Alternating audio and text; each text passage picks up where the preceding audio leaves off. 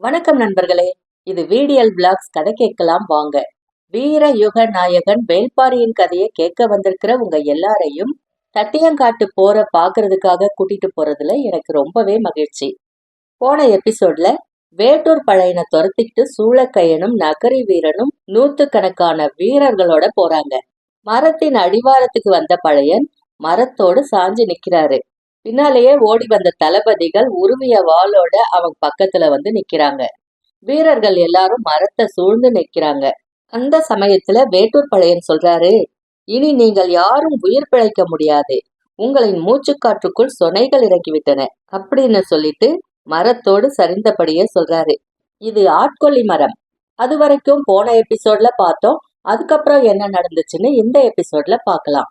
வீர யுக நாயகன் வேள்பாரி பகுதி 97. 3ஆம் நாள் போர் முடிவடைஞ்சதை குறிக்கிற முரசின் ஓசை எங்கும் கேக்குது. ஓசை கேட்டதும் காயம்பட்டவர்களை தூக்கி செல்லும் பணியாளர்கள் களம் நோக்கி ஓடி வராங்க. இரளிமேட்டிலிருந்து பெருங்கூட்டம் தட்டியங்காட்டுக்குள்ள இறங்கும் போது திசைவேழரோட மாணவன் வங்கைமான் இரளிமேடு நோக்கி மேலேறிட்டு இருந்தான். நேத்தைக்கு இதே பொழுதில் கபிலரை அழைக்க வந்தவனே இன்னைக்கும் வந்தான். வாரிக்கையனும் கபிலரும் ஒரே இடத்துலதான் இருந்தாங்க. அப்போ அங்கு வந்த வங்கைமான் கபிலரை வணங்கிட்டு சொல்றான், ஆசான் உங்களை அழைத்து வர சொன்னார். கபிலர் அதிர்ச்சியோட வாரிக்கையனை பாக்குறாரு. நேற்று ஓங்கலத்தால் சிக்கல் ஏற்பட்டதை போல இன்றும் ஏதோ சிக்கலில் மாட்டிவிட்டீர்களா அப்படின்னு கேட்கறது மாதிரி இருந்தது அவரோட பார்வை. அதை புரிஞ்சுகிட்ட வாரிக்கையன் சொல்றாரு, அப்படி எதுவும் நாம் செய்யவில்லை. பிறகு ஏன் அழைத்து வர சொல்லியுள்ளார்? என்னிடம் கேட்டால் எனக்கு என்ன தெரியும் அப்படின்னு கேட்டவரு கொஞ்சம் இடைவெளி விட்டு, நீங்கள் தான் முன்கூட்டியே சொல்லிவிட்டீர்களே அப்படின்றாரு. நான் என்ன சொன்னேன்? திசைவேழர் யார் என நான் கேட்டதற்கு அறத்தின் அடையாளம் என்றீர்கள். பாரியிடம் பேசிய போது போர்க்களத்தில் அறம் நெடுநேரம் உயிர் வாழாது என்றீர்கள். வாரிக்கையனின் ஒப்பிட்டால் நடுங்கி போனாரு கபிலர். ஏன் இப்படி சொல்கிறீர்கள் அப்படின்னு பதறி கேட்கிறாரு. வாரிக்கையன் சொல்றாரு, நாட்கள் செல்ல செல்ல போர்க்களத்தில் நிற்கும் மனிதன் தனது வலிமையை இழந்து விடுவான். முடிவுறாத வேட்டையை எந்த உயிரினமும் நடத்தாது. மனிதன் தான் போர் என்ற பெயரில் அதை நடத்தி கொண்டிருக்கிறான். இரக்கமற்ற அந்த காட்சிகளை பொழுதெல்லாம் பார்த்து கொண்டிருப்பதைப் போல கொடுமையானது வேறில்லை. கண்களை திறப்பதை விட கடினமானது மூடுவது. மனத்துக்குள் விழுந்து கிடக்கும் கொடூரங்களை எதை கொண்டு அப்புறப்படுத்த முடியும்? புறமும் அகமும் வெட்டுண்ட மனித சதைகள் துடித்து கொண்டிருக்க எதிலிருந்து தப்பித்து எங்கே ஓடுவார் அவர்? யாரிடமாவது பேசினால் இந்த துயரிலிருந்து மீண்டெழ முடியுமா என்ற தவிப்பு அவரை அலைக்கழிக்கும். அந்த தவிப்பிலிருந்து மீள்வதற்கு உங்களை அழைத்திருப்பார். வாரிக்கையனோட விளக்கம் கபிலரை பொறிகலங்க செய்யுது. போர்க்களம் நோக்கி பெருங்கலக்கத்தோடு நடக்க தொடங்குறாரு. அவலத்தின் துயரத்தை நெருங்க கால்கள் அஞ்சுது. காட்சிகளை கண் கொண்டு பார்க்க முடியல. போர் முடிவுற்ற கணத்துல களம் நோக்கி பயணிப்பதை போல பெருந்துயரம் வேறில்ல. ஆயுதங்கள் துளைத்து கிடக்கும் மனிதர்களோட ஓலம் எங்கேயும் கேக்குது. உடல்கள் கிடத்தப்பட்ட கயிற்று தொட்டில்களை சாரி சாரியா தூக்கிட்டு போறாங்க. எல்லாவற்றையும் கடந்து நாழிகை வட்டில் இருக்கும் பரன் நோக்கி நடக்கிறாரு கபிலர். அவரது வருகைக்காக காத்திருந்தாரு திசைவேழர். திசைவேழரின் முகத்தில் இருளேறி இருந்தது. என்ன நடந்திருக்கும் அப்படின்னு கபிலரால சிந்திக்க முடியல. வணங்கியபடி அவர் அருகில் உட்கார்றாரு. நிலைமான் கோல் சொல்லியின் உயிர் என கருதப்படும் நாழிகை வட்டிலையும் நாழிகை கோலினையும் என்னிடமிருந்து பிடுங்கி எறிந்தது காற்று என்றுதான் சொல்லணும் அப்படின்னு நினைக்கிறாரு திசைவேழர். ஆனால் அவரை அறியாமலேயே முடத்திருக்கனை பத்தி பேச்ச தொடங்குறாரு. தவறிழைத்தவன் தண்டனையின் வழியே காட்டி கொடுத்த நிலத்தை நாம் தேர்வு செய்திருக்க கூடாதோ அப்படின்னு கேட்கிறாரு. இப்போது ஏன் இதை கேட்கிறார் அப்படின்னு கபிலருக்கு புரியல. தவறு ஏதும் நடந்ததா அப்படின்னு கேட்கிறாரு கபிலர். எல்லாம் தவறுதலாக நடக்கின்றன அப்படின்றாரு திசைவேழர். எதை சொல்றாரு அப்படின்னு புரியாம விழிக்கிறாரு கபிலர். நிலைமான் கோல் சொல்லியின் உயிர் நாடி நாழிகை வட்டிலும் கோலும் தானே. அவை இரண்டையும் இன்று என்னிடமிருந்து காற்று பறித்து கொண்டது அப்படின்னு சொல்லிட்டு, இன்று எதை கொண்டு பொழுதளந்தேன் தெரியுமா? கலங்கி அவருடைய கண்களையே கூர்ந்து பார்க்கிறாரு கபிலர். கொல்லப்பட்ட போர் வீரரின் தசைகள் ஒட்டி இருந்த ஒரு கேடயத்தில் குருதியால் ஊறிப்போன மண் எடுத்து முறிந்த அம்பை நட்டு பொழுதளந்தேன். அவரோட சொல்லில் இருந்த நடுக்கம் கபிலர் மீதும் பரவுது. போர்க்களத்தில் மரணத்தின் கருவி கொண்டு பொழுதளந்துள்ளேன். இனி இந்த நிலம் எண்ணி பார்க்க முடியாத மரணத்தை காணும். கவசங்கள் வீரர்களை காத்து நிற்காது. முறிந்த அம்புகளால் நீளும் பொழுது வீரர்களின் குருதியை குடித்து கொண்டே இருக்கும். மரணத்தின் அடையாளமே பொழுதென ஆகிவிட்டது. இனி போர்க்களத்தின் பொழுதை மரணமே ஆட்சி செய்யும். திசைவேளரோட சொற்கள் கபிலரை உரைய செய்து. இந்த நிலத்தை தேர்வு செய்யும் போது நான் சொன்னது நினைவிருக்கிறதா புலவரே? நாம் இழைத்த தவறுகளுக்கும் தண்டனை இந்த தட்டியங்காடுதான். நமது தலை சாயும் வரையிலும் இந்த நிலம் நம்மை துரத்தி கொண்டே இருக்கும் என்றேனே. ஆம் என தலையசைக்கிறாரு கபிலர். துரத்திச் செல்லும் இடைவெளியை கூட இந்த நிலம் வழங்காது என நினைக்கிறேன். இந்த நிலத்திலேயே நானும் சாய்ந்து விடுவேன். முடத்திற்கனின் உயிர் பிரியும் போது அவன் இழைத்த தவறுக்கான தண்டனை என நினைத்தேன். எனது உயிர் பிரியும் போதும் அதையே நினைப்பேன் அப்படின்னு சொன்னவரு நின்றுட்டு இருந்த பரன் கம்புகளை கைகளால தொட்டபடி, எனது வாழ்வின் பொழுதை இந்த பரன் அளந்து கொண்டிருக்கிறது கபிலரே.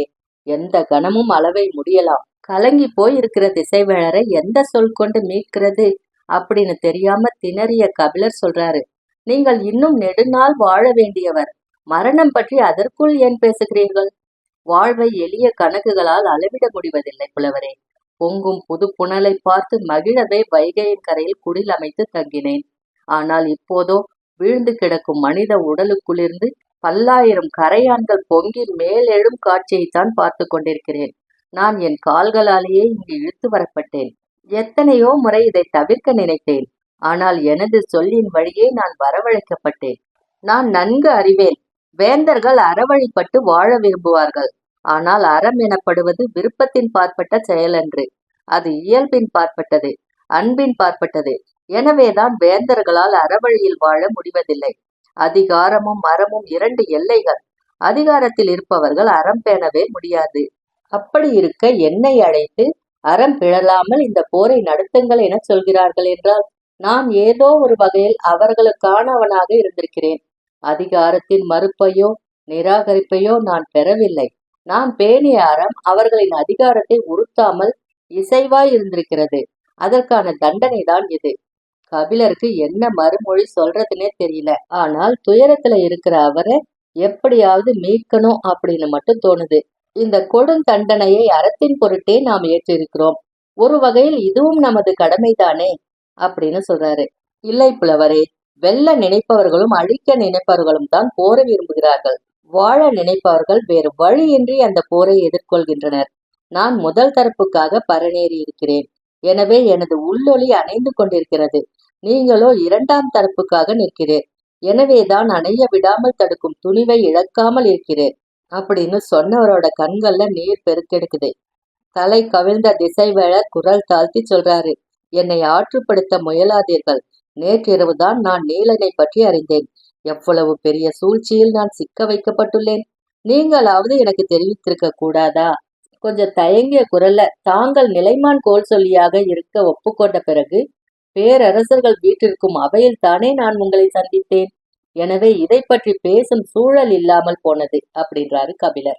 இந்த போருக்கு பின்னணியில் இப்படி ஒரு செயல் நடந்திருக்கிறது என தெரிந்திருந்தால் நான் நிலைமானாக இருக்க ஒப்புக்கொண்டிருக்க மாட்டேன் என்பதை நீங்கள் நம்ப தவறிவிட்டீர்கள்.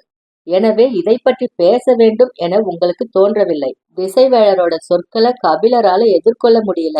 நடுங்கிய தன் கைகளை குவித்தபடி எதையோ சொல்ல வராரு கபிலர்.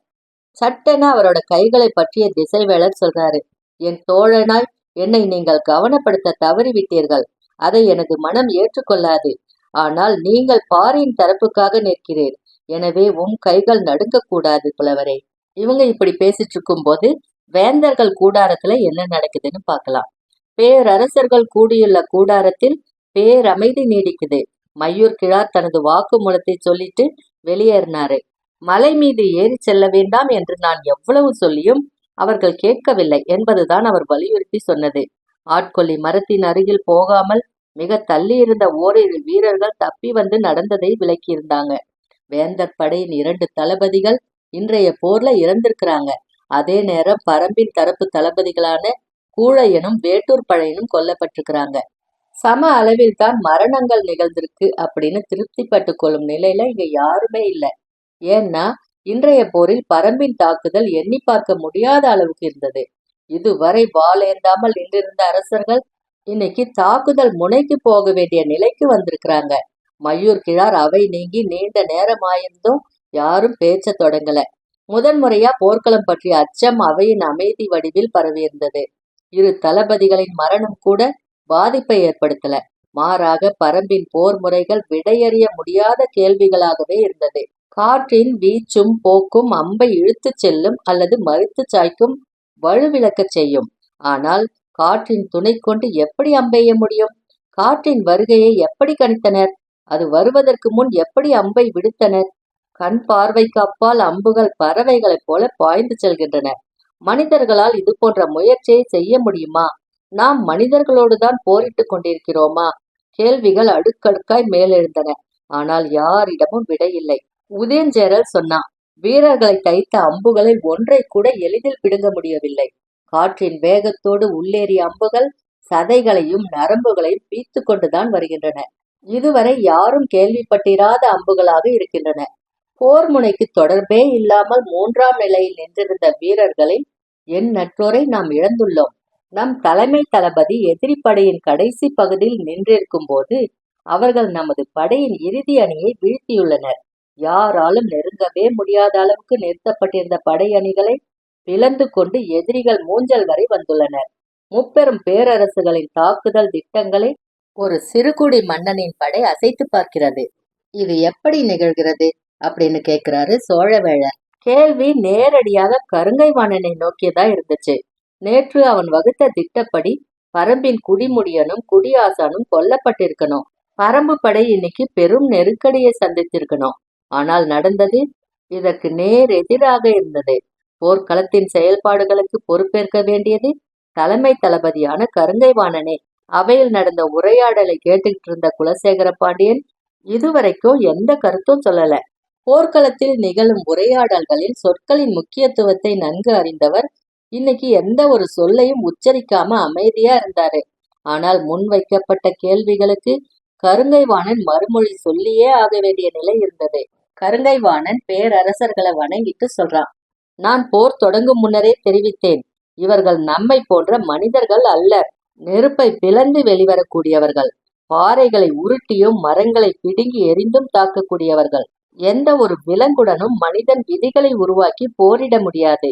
இந்த விலங்குகளை அழிக்க வேண்டுமென்றால் நாமாக உருவாக்கி கொண்ட விதிகளை தூக்கி எறிய வேண்டும். கருங்கைவாணனின் சீற்றத்தை மறித்து நிறுத்துறாரு சோழவேழன். 3 பேரரசுகள் ஒன்றிணைந்து ஒரு சிறுகுடி மன்னனை வீழ்த்தும் போரில் மரபுகளையும் விதிகளையும் விட்டொழிக்கச் சொல்வது இழிவென்று தோன்றவில்லையா? நான் எதிரிகளை வீழ்த்த முடியாதவன் அல்ல. நம்முடைய எதிரிகள் யார் என்றே தெரியாமல் இந்த போர்க்களத்தின் விதிகள் வகுக்கப்பட்டு விட்டன. இத்தனை 1000 குதிரைகள் போர்க்கொட்டிலில் செயலற்று கிடப்பதை யாராவது பார்த்திருக்கிறீர்களா? இவ்வளவு தொலைவு பறக்கும் அம்புகளை மனிதனால் எய்துவிட முடியும் என்றால் யார் நம்புவார்கள்? நாம் நம்மை போன்ற மனிதர்களிடம் போரிடவில்லை. விலங்கு குணமேறிய காட்டு மனிதர்கள். தீய குணமும் அதீத ஆற்றலும் கொண்ட கூட்டம் இது. அவர்களால் நமது அறிவு புலனுக்கு எட்டாத பலவற்றை செய்ய முடியும். எனவேதான் நான் மீண்டும் மீண்டும் கூறுகிறேன், இந்த போரை வழக்கப்படி நடத்தக்கூடாது. ஒரே நாளில் முழு முற்றாக முடிவுக்கு கொண்டு வர வேண்டும். ஒரே நாளிலா? எப்படி அப்படின்னு கேட்கிறாரு சோழவேழன். நம்மிடம் இருக்கும் அனைத்து விதமான ஆயுதங்களையும் நஞ்சேற்றி எதிரிகளின் மொத்த படையையும் தாக்க வேண்டும். சிறிய வாய்ப்பு கூட தரக்கூடாது. தாக்கப்பட்ட ஒருவன் கூட குற்றுயிராக வேணும். போர்க்களம் நீங்கி இரளுமேட்டில் கால் பதிக்க கூடாது. ஒரு பகலில் முழு முற்றாக பரம்பு படை அழித்தொழிக்கப்பட வேண்டும். மிச்சம் வைக்காமல் அழித்தால் மட்டுமே நாம் தட்டியங்காட்டை விட்டு வெற்றியோடு வெளியேற முடியும். கருங்கைவாணன் முடிக்கிறதுக்கு முன்னாலே சோழவேழன் சொல்றாரு, எதிரி குறித்து தலைமை தளபதிக்கு இவ்வளவு பதற்றமா? சோழ பேரரசருக்கு தெரிவித்துக் கொள்கிறேன், எனது பதற்றம் அவர்கள் வெல்ல முடியாதவர்கள் என்பதால் அல்ல, நாம் எண்ணிலடங்காத வீரர்களை பலி கொடுத்து கொண்டிருக்கிறோம் என்பதால் தான். இவ்வளவு நேரமும் அமைதி காத்த குலசேகர பாண்டியன் இந்த சமயத்துல சொல்றாரு, நீ விதிகளின் நம்பிக்கையின்றி இருப்பதால் தான் எதிரிகளின் மீதான தாக்குதல் உத்தியை உன்னால் நம்பிக்கையோடு வகுக்க முடியவில்லை. அவை அமைதியோட அவரோட குரலை கேக்குது. அடுத்த கூடாரத்தில் நீலன் இருக்கிறான், அவனை போய் பார். விதிகள் வகுக்கப்பட்ட இந்த போரில் பாரி வெற்றி பெறுவான் என்ற நம்பிக்கையை அவனது ஒவ்வொரு அசைவிலும் உன்னால் உணர முடியும்.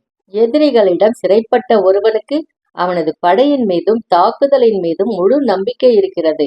ஆனால் சிறை பிடித்து வந்த உனக்கு அந்த நம்பிக்கை இல்லை. வாழ்வின் முதன்முறையாக போர்க்கள கூடாரத்துல அவமானப்பட்டு நிக்கிறான் கருங்கைவாணன். அவனுக்கான சொற்களுக்கு இடம் தராம குலசேகர பாண்டியன் சொல்லி முடிக்கிறாரு, இரவு உணவை அருந்திய பிறகு கூடுவோம். நாளைய தாக்குதலுக்கான புதிய திட்டத்தோடு வா.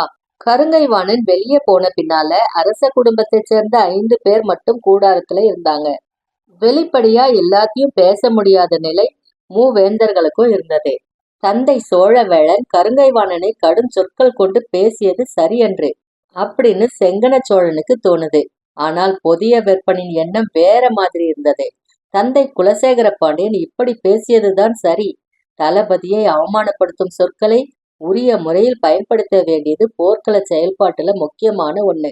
தளபதியானவன் வேட்டை விலங்கின் சீற்றம் குறையாமல் போரை வழிநடத்திட்டு போகணும். எதிரிகளை வீழ்த்த முடியாததற்கு அவனிடம் தெளிவான காரணங்கள் இருக்கக்கூடாது. போரின் போக்கை மீண்டும் மீண்டும் தனதாக்கி கொள்ளும் வெறி மட்டுமே அவனுக்கு வேண்டும். ஆனால் கருங்கைவாணனோ எதிரிகளின் வலிமைக்கான காரணங்களை தன்னுடைய 2 தோள்களிலும் சுமந்து கொண்டு திரிகிறான். அவற்றை வெட்டி வீழ்த்த வேண்டியதே இப்போதைய தேவை. குலசேகர பாண்டியன் அதைத்தான் செய்துள்ளார் அப்படின்னு புதிய வெப்பன் நினைக்கிறான். அவை பேச்சில்லாம அமைதியா இருந்தது. அந்த அமைதியை முடிவுக்கு கொண்டு வந்தது சோழவேளனின் குரல். போர் இல்லாத வழிமுறைகளை பற்றியும் நாம் தீவிரமாக சிந்திக்க வேண்டிய நேரம் இது. உண்மைதான். ஆனால் மலை மக்களின் கனவுகள் மிக குறுகியவை. சமவெளி மனிதர்களைப் போல ஆசைகளுக்கும் விருப்பங்களுக்கும் அவர்கள் விலை போய் விடுவதில்லை. குலச்சமூகத்தில் உடைப்பை ஏற்படுத்துவதும் எளிதன்று அப்படின்னு சொல்றான் புதிய வெப்பன். பரம்பில் வேளிர் குலம் மட்டும் இல்லையே, பல குலங்கள் இருக்கின்றன அல்லவா? அவற்றை நமக்கான முறையில் நாம் ஏன் பயன்படுத்தக்கூடாது அப்படின்னு கேட்கிறாரு சோழவேளன். நிறைய குலங்கள் இருக்கின்றன. ஆனால் எல்லோரும் தங்களின் குடிகளோடு பரம்பில் வசிக்கின்றனர். எனவே எளிதில் பாரிக்கு துரோகம் இழைக்க மாட்டார்கள் அப்படின்னு சொன்ன குலசேகர பாண்டியன் கொஞ்சம் இடைவெளி விட்டு பின்னால சொல்றாரு. அது போன்ற செயல்களுக்கு நீண்ட காலம் தேவை. போர்க்களத்தில் தாக்குதல் உச்சம் கொண்டிருக்கும் இந்த நேரத்தில் அவற்றை பற்றி சிந்திப்பது நமது வலிமை குன்ற செய்துவிடும். இப்போதைய தேவை எதிரியை உருக்குலைக்கச் செய்யும் தாக்குதல் உத்திதான். கருங்கைவாணன் என்ன திட்டத்தோடு வருகிறான் என்பதை பொறுத்திருந்து பார்ப்போம் அப்படின்னு சொல்றாரு. அவரோட கருத்தை ஏத்துக்கிட்டு எல்லாரும் உணவருந்த கலைஞ்சு போறாங்க. அணுக்க காவலர்களும் மெய்காப்பாளர்களும் சூழ பேரரசர்கள் தத்தமது கூடாரம் நோக்கி போனாங்க. காக்கு வீரர்கள் அணிவகுக்க உதியஞ்சேரல் அவனது கூடாரத்துக்குள்ள நுழையிறான். மூஞ்சல் நோக்கி பாய்ந்து வந்த எதிரிகளின் தாக்குதல் வேகம் அவனோட மனக்கண்ணை விட்டு எளிதில அகலல. பரம்போடு அதிகமான போர்களை நடத்தியது சேரர் குடிதான். அதனால அவனால முன்னால நடந்த போர்களின் தன்மைகளோடு ஒப்பிட்டு பார்க்க முடிஞ்சது. பரம்பு வீரர்களின் தாக்குதல் இந்த போரில் பல மடங்கு வலிமை கொண்டுள்ளதா தோணுது. மூவேந்தர்களின் கூட்டுப்படையின் எண்ணிக்கை யாரும் நினைச்சு கூட பார்க்க முடியாதது. ஆனால் அதையெல்லாம் அவங்க ஒரு பொருட்டாவே நினைக்கல. போரின் 3ஆம் நாளிலேயே அவர்கள் மூஞ்சலை நெருங்கிட்டாங்க. இனி அவர்களோட வேகம் மேலும் அதிகமாகும். நமது தரப்புல வலிமையான படையை கொண்டிருக்கிறோம். ஆனால் நம்மிடம் சரியான திட்டங்கள் இல்லை அப்படின்ற எண்ணத்தோட உணவருந்த அமர்ந்தான் உதயஞ்சேரல். அப்போ காவல் வீரன் உள்ள வந்து வணங்கி சொல்றான், சோழ பேரரசர் தங்களை காண வந்துள்ளார். உதயஞ்சேரல் எழுந்து வாசல் நோக்கி வர்றதுக்குள்ள ஊன்றுகோலை நகர்த்தி உள்நுழைறான் செங்கனச் சோழன். 2 பேரும் உணவருந்தியபடியே பேச தொடங்குறாங்க. புதிய வெற்பனை தன்னோட கூடாரத்துக்கு உணவருந்த அழைத்து வர சொல்றாரு குலசேகர பாண்டியன். தந்தையின் திடீர் அழைப்பு வியப்பை ஏற்படுத்துது. எதற்காக அழைத்திருப்பார் அப்படின்ற சிந்தனையோடையே கூடாரத்துக்குள்ள வந்தான் புதிய வெப்பன். உணவு அறிந்து கொண்டிருந்த குலசேகர பாண்டியன் எதிரில் வந்து நிக்கிற புதிய வெப்பன் கிட்ட கேட்கிறாரு, நான் கருங்கைவாணனை கடுஞ்சொற்களால் பேசியது ஏன் என உன்னால் புரிந்து கொள்ள முடிந்ததா?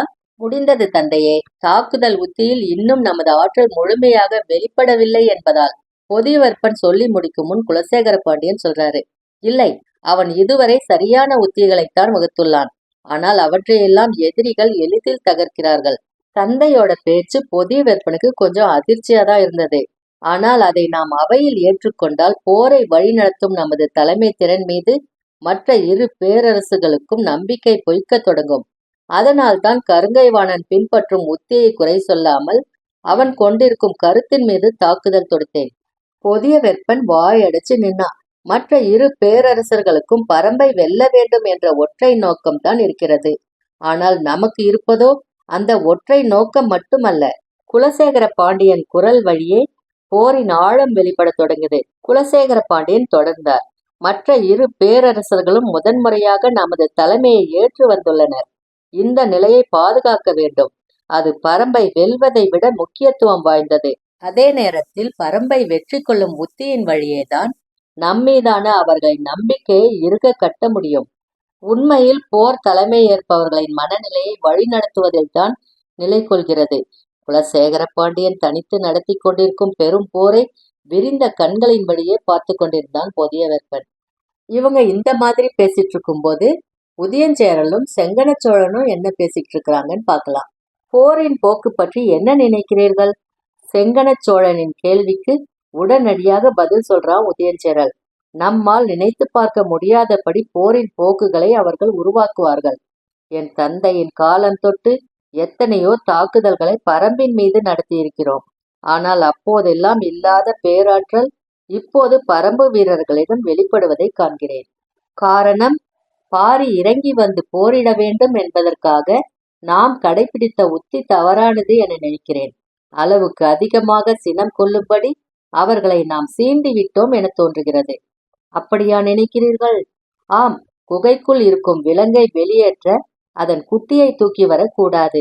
அது வெளியேற்றும் செயலன்று, வெறியேற்றும் செயல். நாம் அதை செய்துவிட்டோம். இதை எதிர்கொள்ள என்ன வழி? கருங்கைவாணன் சொல்வது போல ஒரே நாளில் நஞ்சாயுதங்களை கொண்டு பெரும் தாக்குதல் நடத்துவதுதான் பயன் கொடுக்கும் என நினைக்கிறேன். வேறு வழியே இல்லையா?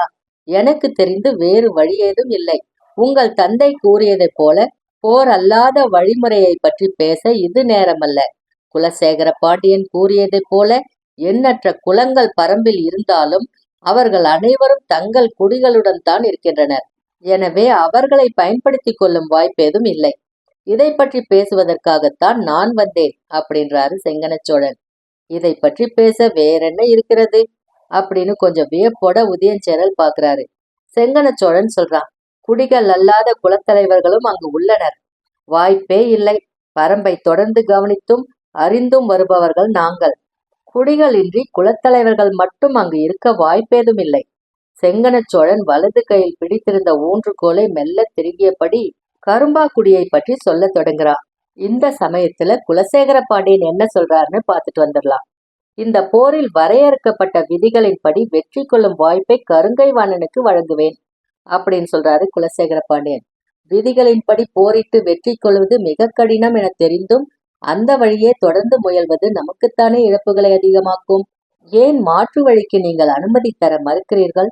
எது சிறந்த மாற்று வழி என்பதை நான் அறிவேன். எனவே அதற்கான முயற்சியை நான் செய்துள்ளேன். ஒருவேளை நான் பின்பற்றும் வழியும் தோல்வியடைந்தால் மூன்றாவதாக கருங்கைவாணன் சொல்லும் நஞ்சு தாக்குதலுக்கு அனுமதி வழங்குவேன். குலசேகர பாண்டியனின் சொற்கேட்டு அசைவில்லாம நிக்கிறான் பொதியவெப்பன். சற்றும் எதிர்பாராத ஒன்னா இருந்தது அவர் சொன்னது. அந்த மாற்று வழியில் அவருக்கு பெரும் நம்பிக்கை இருப்பதால் தான் விதிமுறைப்படி போரிட தொடர்ந்து வலியுறுத்தி வருகிறார் அப்படின்றது மட்டும் புரியுது. போர்க்களம் நம்பிக்கையை மெய்யாக்கினால் தொடர்ந்து வாழேந்தலாம். நம்பிக்கையை பொய்யாக்கினால் தொடர்ந்து வாழேந்த கூடாது. ஏனெனில் வெற்றி என்பது வாளோடு மட்டும் தொடர்புடையதன்று அப்படின்னு சொல்றாரு குலசேகர பாண்டியன். ஆம் அப்படின்னு தலையசிக்கிறான் பொதியவெப்பன்.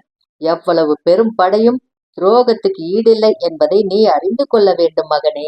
போர்க்களம் கடந்து வெற்றி நோக்கிய மாற்றுப்பாதை ஒன்றை கண்டறிந்த தந்தையின் சொற்கள் அளவற்ற மகிழ்வை கொடுத்தன.